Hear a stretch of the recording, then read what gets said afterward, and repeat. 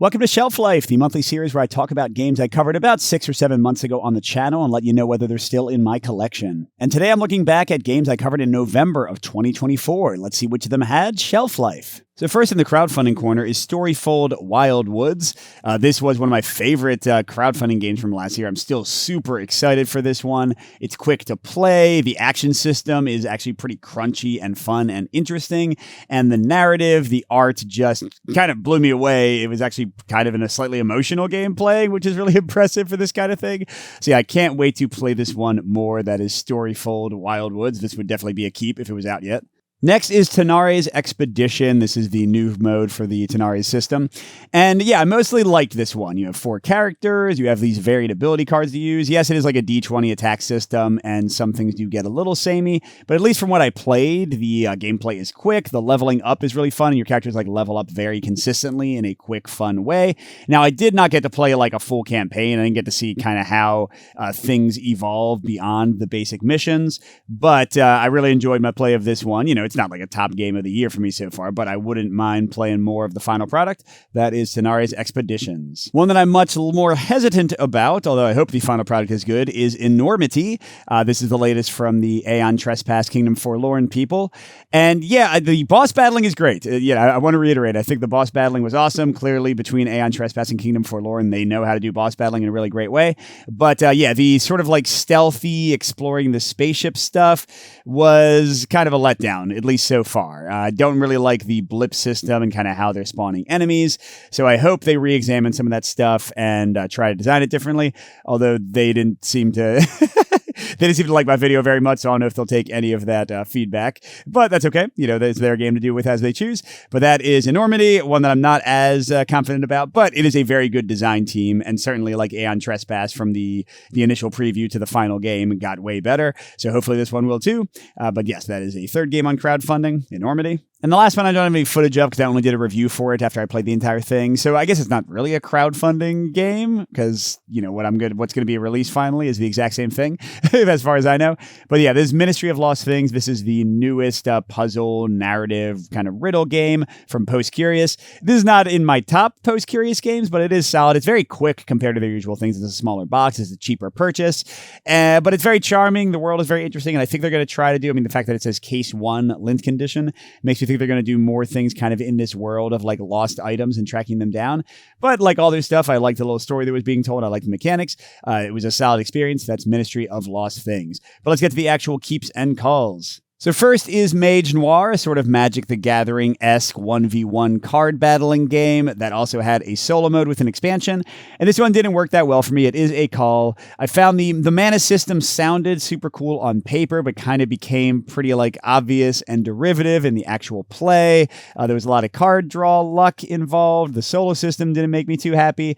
So yeah, I just didn't have a great time with this one in general, sadly. That is Mage Noir, a call. Next is Heat, the Heavy Rain expansion, and this one is a keep for me, but I've said this several times. I just said it recently on my Tunnel Vision video as well. This is an expansion that I would not buy myself. If they had not sent me a review copy, I don't think it's really worth it, just to be honest, because you get 2 new courses, which are pretty cool, but only one of them uses the new flooded mechanic, so it just seems like a bit of a waste, a missed opportunity. They do have some new cards that have this like super cool ability that is pretty fun.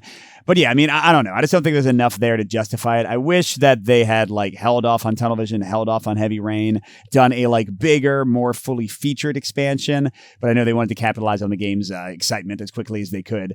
So yeah, if you're a huge fan, you just want more tracks, this is a fine one. But you know, if you want kind of more stuff to really change up the feel of the game, I think the core game of Heat, Pedal to the Metal, is still more than enough. But it's still a keep for me because they already sent it to me, and I do love Heat, so I'll keep the extra tracks.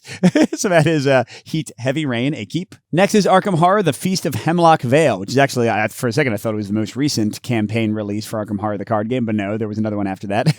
But yes, I said at the time, and I still feel this is maybe my favorite Arkham Horror, the card game campaign ever. I love The Feast of Hemlock Vale. So yeah, fully recommend here. This is definitely a keep. I keep everything Arkham. I have almost the entire collection at this point, but yeah, this is one of the best. You know, if you want to pick a good campaign to get into, although maybe not your first, there's a lot more to track. So I wouldn't like play this as your first campaign, But this is one of the best out there. The Feast of Hemlock Vale, totally a keep. Next is another keep, another expansion for a game I already like, so it's not a surprise. That is the Spawn of Shadowreck expansion for Ashes Reborn. And yeah, this is one of the final sets. They're going through 7 of these boss sets before Ashes Ascendancy comes out and kind of restarts the stuff. I'm not sure how to feel about Ascendancy yet. They just released the rules, and I like some things in it, and I'm not sure about other things. But in any case, Spawn of Shadowreck is a solid set. This one has like a spider creature that's webbing your creatures, and then like they'll do nasty things to them if they were main web, but you got to reroll the rage dice and potentially get more ultimates firing off if you try to unweb them. So yeah, a pretty interesting mechanic. Not one of my favorites, not one of the worst. The deck that came with it was really good. I mean, all these sets are fine. Only a few like stand out, but I just love the Ashes Reborn system and these sets overall. So it doesn't really matter.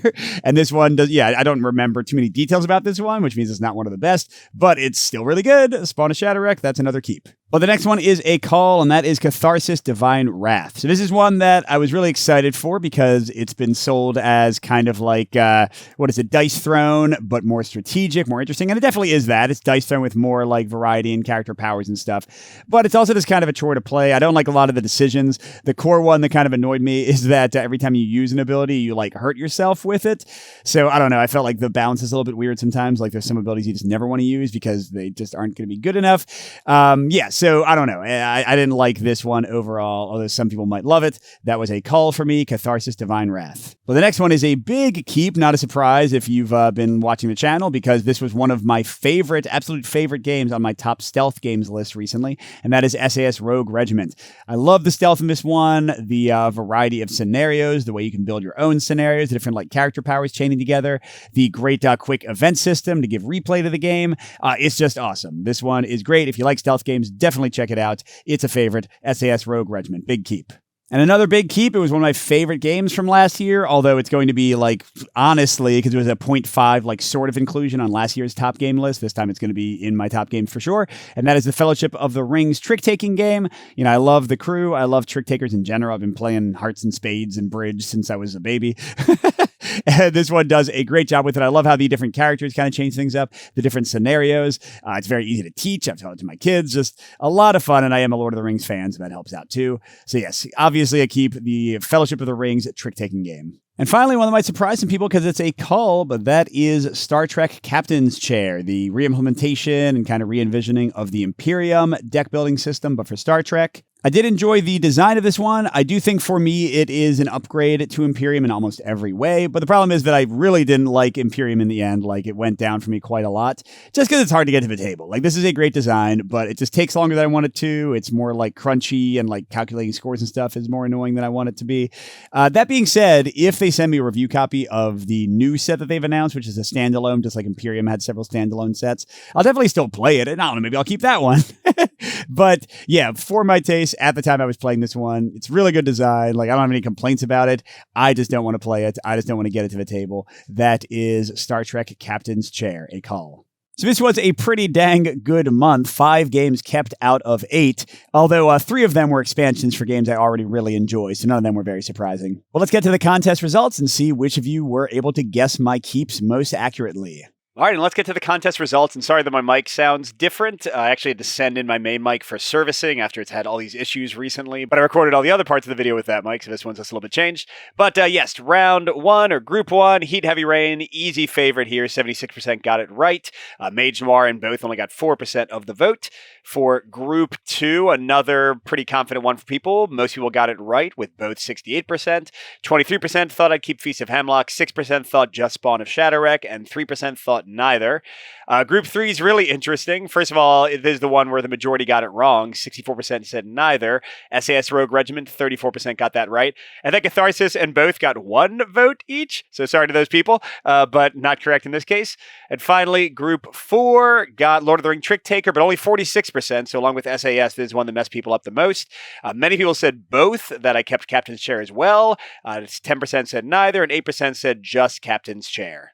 So we had 12 people who got it 100% right this time, and 2 of them, Chris and Keith in yellow, are Patreon supporters, so they get double the entries. Let's roll it. We're going to do a D20, and I'll just re-roll a 15 plus. And here we go. It's an 8, which means Mike Owens, you are our winner for the month. I'll be in contact to see which game you want from my collection. And all the rest of you, feel free to check the video description for the entry for next month and see who can win Shelf Life.